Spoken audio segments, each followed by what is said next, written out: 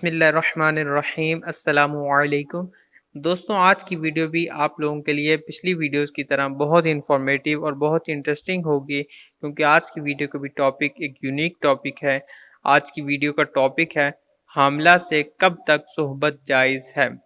जो लड़कियां प्रेग्नेंट हो जाती हैं या जो औरतें प्रेग्नेंट हो जाती हैं, उनसे कब तक हम बिस्तरी करना जायज़ है।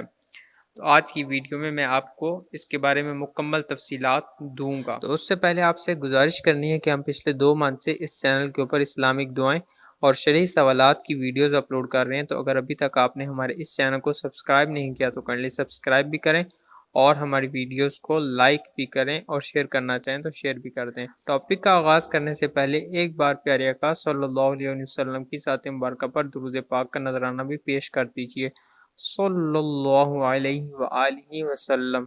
दोस्तों, ये बहुत ज़्यादा सवाल पूछा जाता है कि हमला औरत से कब तक हम बिस्तरी जायज़ है।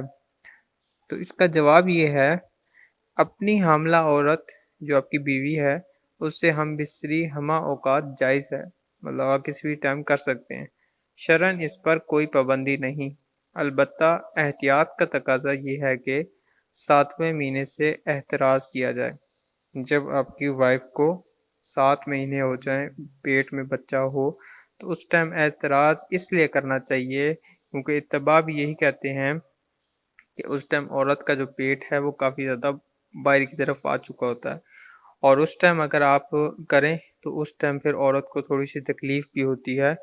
फिर भी अगर वती करेगा, बिस्तरी करेगा, गुनहगार ना होगा कि आखिर वो उसकी मनकुआ है। तो कलाम का खुलासा यही है कि प्रेग्नेंट औरत से हम बिस्तरी जायज़ है। तो दोस्तों, आज की वीडियो कैसी लगी आपको? अगर वीडियो अच्छी लगी तो लाइक करें और शेयर करना चाहें तो ज़रूर शेयर भी करें और कमेंट बॉक्स में अपनी राय का इज़हार ज़रूर करें। अस्सलामु अलैकुम, अल्लाह हाफ़िज़।